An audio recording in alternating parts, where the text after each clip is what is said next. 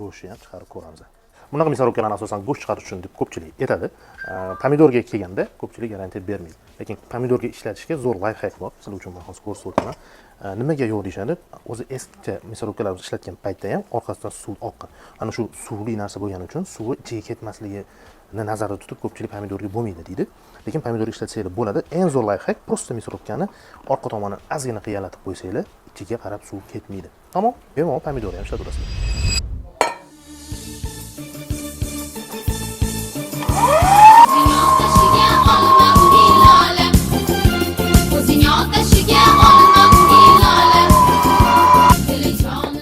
Suvli narsani chiqarganimizdan keyin ko'ramiz.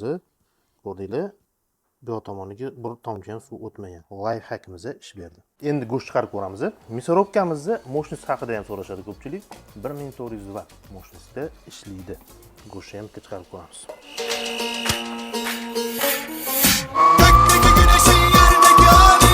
Мясорубкamizni bundan tashqari eng maydasi va sredniy razmerli nasatkalari ham bor.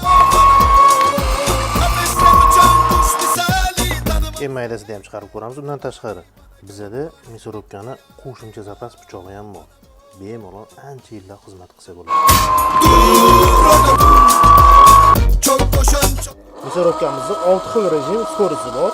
Bu birinchisi 2, 3, 4, 5 va 6.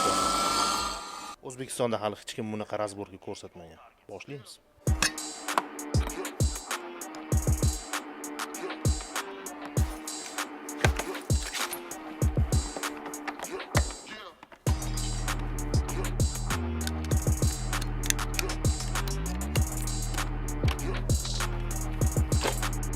Motor blok qismini ajratib oldik. Mana e'tibor berib qo'yinglar. Nasatka varonkasi o'rnatilgan joydan boshlab blok qismi hammasi metalik.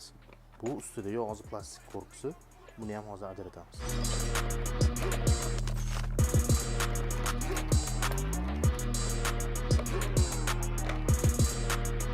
Mana korpusni ajratdik. Bu shestronoka blokini mana orqalarigacha metalik ishlangan. Eng kutilgan joyi. Tayyormisizlar?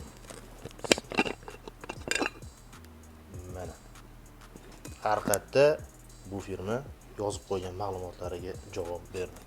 Ya'ni metallический shestronkalar hammasidan foydalanilgan. Sizlarga мясорубкamiz haqida har bir detallarigacha to'xtalib o'tdik. Har bir isbotlari bilan birga. Xo'p, negativchilar baribir bor. Sizlarni kommentariyada kutib qolamiz. Xo'sh, bu narximizga keladigan bo'lsak, 3-avgustdan boshlab 15-avgustgacha amal qiladi. Ulgurib qolish faqat tavsiya qilinadi.